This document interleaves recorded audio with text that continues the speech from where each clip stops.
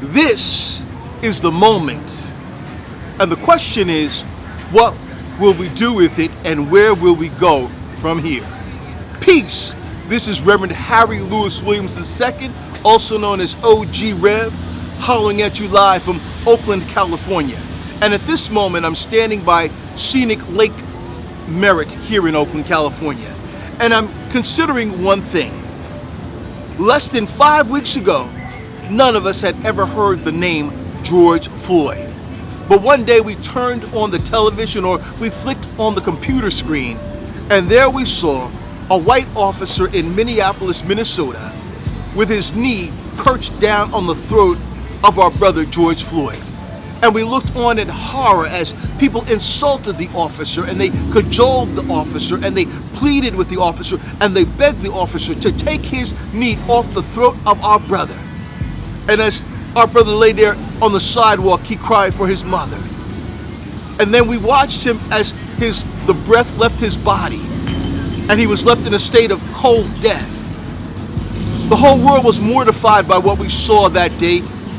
And as a result of it, a change has swept the world such as we have not seen in the 401 years since we as African American people first landed here on the shores of North America.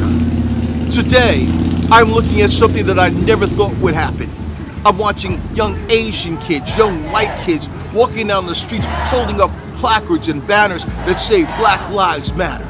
I'm watching signs on houses that say Black Lives Matter. I've even watched politicians now saying Black Lives Matter. Friends, this is the moment. This is the time. Well, you might say, Rev, what is this the time for? For years, we have dealt with the issues, the horrors, the hells of mass incarceration, watching so many of our brothers and sisters become fodder and become food for this legal system that feeds upon the poor. We have watched our cities become food deserts where it's easier to get a handgun than it is to get a pineapple. We have watched our schools become underfunded, and we have watched our police departments become overfunded. And we are living in a situation that is a very, very difficult one. But I see something on the horizon, and that's the sunlight of change. This is the moment. This is the time. Where do we go from here?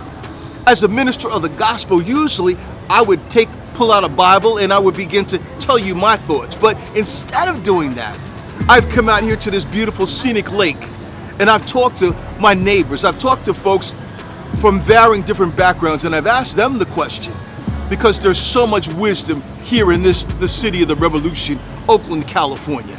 So friends, I would ask you to sit back and watch, sit back and listen, and then I want you to formulate for yourself an answer to this question. This is the moment. Where do we go from here? Watch, look, listen, speak. This is the time. What should we do now? This is the time for us to fight and build. This is the time for us to fight for justice and build love for each other. This is the time for us to build the walls of our community. This is the time for us to go hard for each other. This is the time for us to not sit back, be complacent, but this is the time we go all gas, no brakes. This is our season now. This is our time to fight and build. It's been time to recognize it, but now because it's seen, you can't deny that it's happened. So make some changes in the police department where they're not allowed to make those kind of moves and not be responsible for the consequences. What needs to happen now for us as a people? It's a long time day. We doing it for the long run and not just right now. If we keep on, fighting and doing what we doing right now, then hopefully we'll get something done. What needs to happen now? I'm really encouraged with the fact that our generation is stepping up to a level that we've never seen before. I think that one thing that I'm learning is to confront racism within myself. Even though I am an ally, even though I'm not a white person, I think all of us need to, it's a revolution in the streets, but also a revolution in the mind. In light of what happened to our brother George Floyd in Minneapolis, what do you think needs to happen now for us as a people, for us as a community? I think that the system has been flawed for many, many years. Criminal justice system, everything from our political leaders to chiefs of police. all of it needs to change. There has to be a change in the value of Black lives, not just from a leadership perspective, but also from within ourselves. I will never apologize for being Black. I'll never be ashamed of being Black, ever. And frankly, I can speak for myself. So I will always be that, regardless of this uniform. I take it off every day. I'm gonna be Black when I take it off. I'm gonna be Black when I retire. So, you know, I know who I am. I know from whence I come. And so sometimes that's, I think, a big part of it. Knowledge of self, education, and a demand on the system to change. What needs to happen now? We need our Black people, our Black police officers, you know what I'm saying, to stand up the same way, you know what I'm saying? The people in the street standing up. And that's just point blank period. Either you with us or you against us, point blank. You see what I'm saying? Either you with Blue Lives Matter or you with Black Lives Matter. I mean, that's what it all comes down to it, if you ask me. You feel what I'm saying?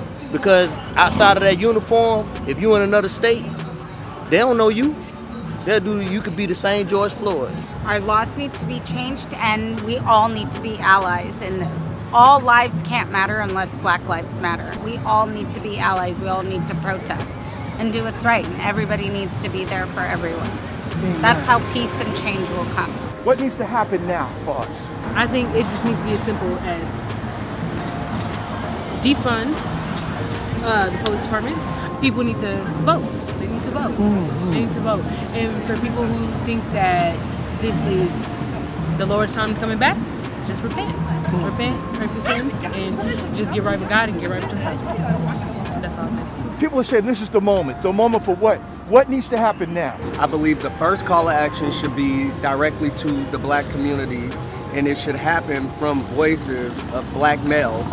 And we should call for a moratorium on Black male violence against male violence. It starts there. We need to show that we're serious about affecting policy, changing policy, and from there, then we can table the conversation. I strongly believe that many white counterparts are scared of strong African American males.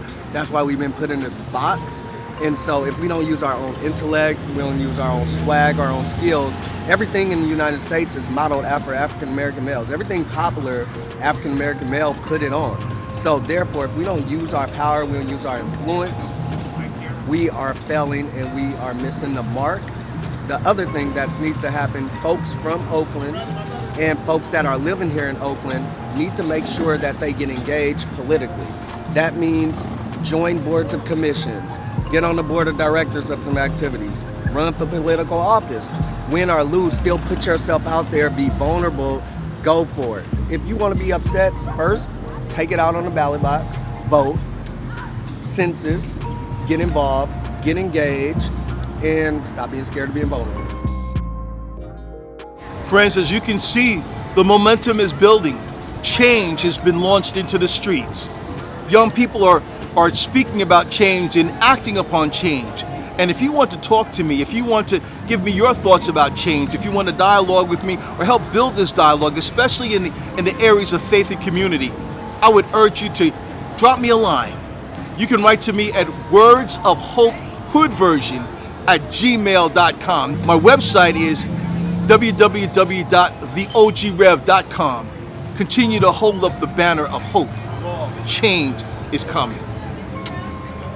Peace.